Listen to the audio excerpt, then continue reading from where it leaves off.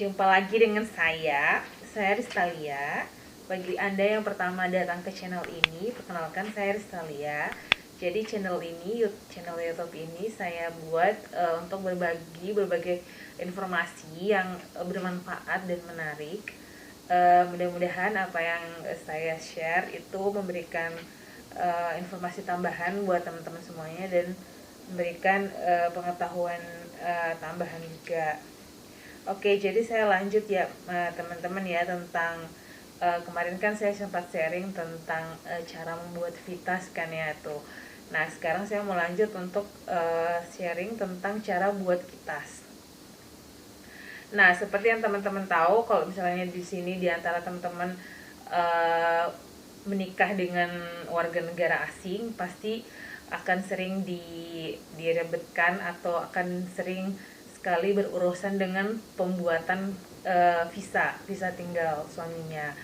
Nah, jadi di sini saya akan melanjutkan penjelasan saya tentang yang sebelumnya itu, yaitu pembuatan kitas. Nah, sebelumnya kan misalnya teman-teman sudah punya vitas nih, visa tinggal. Nah, terus suami kalian itu datanglah kan ke Indonesia. Nah, setelah datang ke Indonesia, kalian dikasih waktu kalau nggak salah tuh 30 hari ya maksimal, ya sekitar segitu lah. Tapi kalau misalnya mau aman, mau aman, mending teman-teman itu pas suaminya datang cepet-cepet diurus tuh untuk kitasnya, udah ke imigrasi, terus lapor di sana dan memberikan semua persyaratan yang diminta untuk pembuatan kitas. Oh my god, ini oke.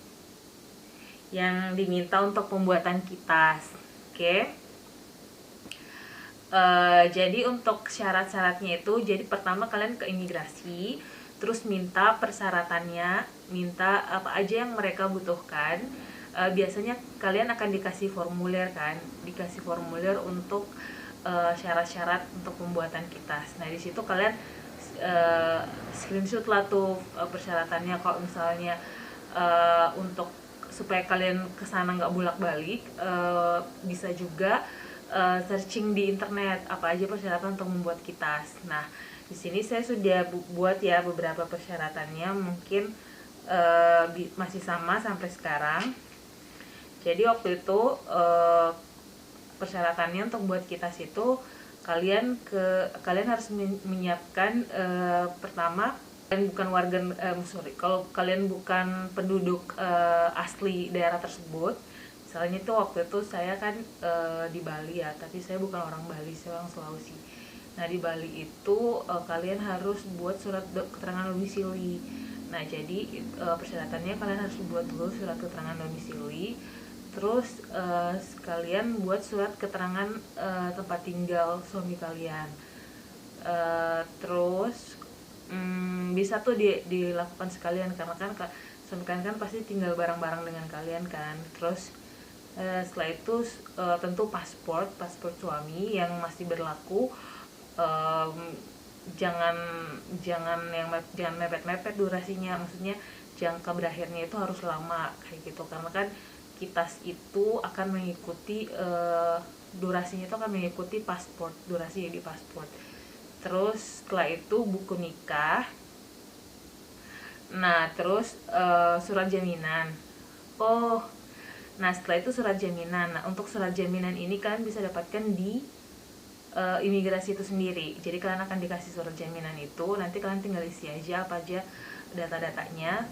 Nah, siapkan juga sama materai 6.000. Karena di surat jaminan itu nanti kalian harus tempel materai 6.000. Terus KTP kita, istrinya, terus kartu keluarga, dan setelah itu kalian siapkan untuk biaya pembuatan kitasnya itu. Waktu itu ya kayaknya masih sama sampai sekarang, itu di 2.500.000 untuk masa berlaku 1 tahun. Nah, prosedurnya itu tuh, jadi hari pertama kalian masukin berkas-berkasnya tuh, masukin berkas-berkas, terus setelah dicek sama petugas, halo, oh my god, oke. Oke, dicek berkas-berkasnya. Setelah itu ketika dicek sama petugas imigrasinya sudah lengkap berkas-berkasnya, nah mereka akan kasih kalian apa namanya, kayak jadwal untuk datang lagi buat interview kayak gitu. Biasanya sih cuman nunggu 2 hari atau 3 harian kayak gitu. Terus setelah itu kalian datang interview, nah bayar, proses pembayaran kayak gitu. Nah setelah pembayaran baru kalian akan dapat lagi kayak harinya gitu, date-nya kapan kalian bisa ambil kitasnya. Kayak nota untuk pembayaran, dikasih nomor rekeningnya, akan transfer ke rekening mana. Biasanya tuh rekening harus transfernya tuh lewat rekening pemerintah. Waktu itu saya transfernya tuh lewat Mandiri, dan setelah kita transfer kan kita datang ke date yang sudah ditentukan. Nah setelah itu interview selesai. Nah itu kita sudah bisa ambil kitasnya. Nah kitasnya itu tuh sebenarnya udah dikirim juga ke email kalian. Kalian bisa print langsung, dan nggak lagi, maksudnya dari imigrasinya juga ngasih kalian semacam kayak kertas gitu, nanti kalian tinggal laminating, tapi soft copy-nya juga dikirim lewat email. Jadi kalaupun hilang atau segala macam, kalian masih bisa print lagi dari soft copy tersebut. Oke, jadi seperti itu. Mudah-mudahan bisa memberikan informasi tambahan buat kalian-kalian yang lagi kebingungan bagaimana cara membuat kitas. Nah, tambahan juga, nah kalau misalnya alamat kalian lah itu berpindah kayak gitu, terus nanti untuk pembuatan baru untuk perpanjangan kitasnya itu kalian perlu kalian perlu laporkan perpindahan alamat tersebut ke imigrasinya. Jadi nanti dari situ imigrasi di sistem mereka akan merubah alamat tersebut, baru deh kalian bisa melakukan perpanjangan kitas kayak gitu. Begitupun kalau misalnya paspor kalian buat paspor baru atau perpanjang paspor baru suaminya. Nah terus itu juga kalian harus lapor di imigrasi perubahan paspornya.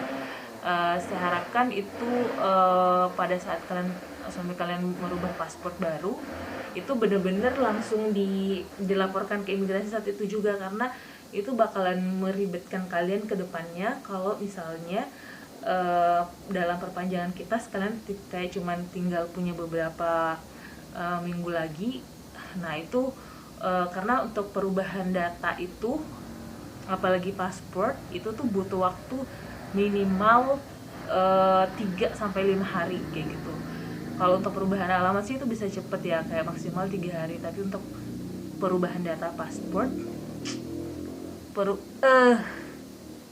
nah kalau untuk perubahan data paspor dari paspor yang lama ke paspor yang baru itu butuh waktu yang lumayan lama. Jadi tolong pastikan kalian tuh bisa urusnya tuh secepat mungkin kalau sudah berubah paspornya, untuk memudahkan kalian di kemudian hari. Oke, terima kasih ya teman-teman atas waktunya sudah menonton video ini. Nanti saya akan buat lagi video-video lanjutannya tentang cara pembuatan kitab, tentang cara pembuatan kitab, terus tentang cara legalisir dokumen pernikahan kayak gitu. Nah tunggu aja di video-video selanjutnya ya teman-teman ya. Jangan lupa like, comment, subscribe, sehingga saya terus bisa semangat untuk buat video yang memberikan informasi kepada teman-teman semuanya. Dadah.